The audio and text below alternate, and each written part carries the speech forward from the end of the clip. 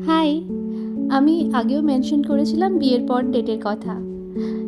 আজকে আরেকটা Sunday and আমরা আজকে চলে এসেছি সানডে পেট মার্কেটে।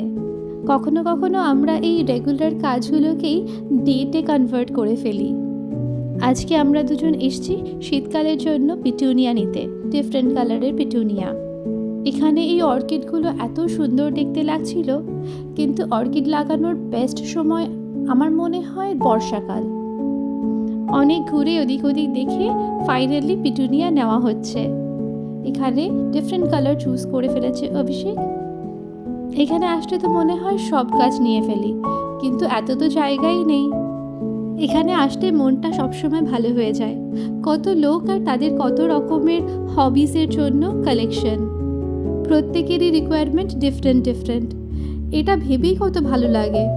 অ্যান্ড আমার এরকমই মনে হয় যে সবার লাইফ কতটা ডিফারেন্ট উইথ ডিফারেন্ট স্ট্রাগলস যখনই আমি এখানে আসি। The feeling of Sanders. তারপর আমরা হাতিবাগানের একটা মন্দিরে চলে আসি। এটা হলো মা মঙ্গলা দেবীর মন্দির। আমরা পুজো দিলাম এবং এখানে একটা নিউলি ম্যারিড কাপলকেও দেখতে পেলাম। উত্তর কলকাতার এরকম ছোট ছোট মন্দিরগুলো কিন্তু খুব ভালো লাগে ভিজিট করতে। তার পাশেই ছিল চিত্তেশ্বরী মন্দির। আমরা একটু হেঁটে ওখানে পৌঁছে গেলাম, আর এভাবেই আমাদের রবিবারটা সুন্দর করে কাটালাম। Thank you for watching.